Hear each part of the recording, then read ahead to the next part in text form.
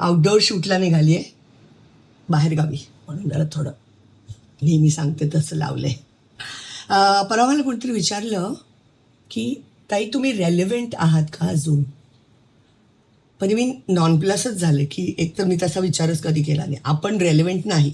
Relevant म्हणजे मराठीमध्ये मी बघितलं गुगलवर तर संबंधित किंवा प्रस्तुत किंवा मला असं वाटतं थोडक्यात तुमचं आज काही महत्त्व आहे का, म्हणजे तुम्ही जे काही करताय त्याला काही महत्त्व आहे का लोकांच्या लेखी, असं काहीतरी असावं.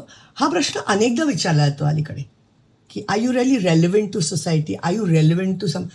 तर मी म्हटलं मी विचार करते, अजूनही करते, तुमच्याशी शेअर करते म्हणून की मी रेलेव्हंट आहे की नाही ह्याचा विचार मी आज तागात केलेला आहे. आपल्याला जे आवडतं, जे भावतं आणि जे आपल्याला जमतं ते करत राहणं आणि स्वच्छ मनाने जगणं माझ्यासाठी इतपत पुष्कळ आहे. पण आज जेव्हा त्याचा रेलेव्हन्स विचारला जातो तर एक तर ते वयाचं असेल की आता तुमचं वय इतकं झालं आहे तुम्ही रेलेव्हंट आहात का, असं पण होऊ शकतं.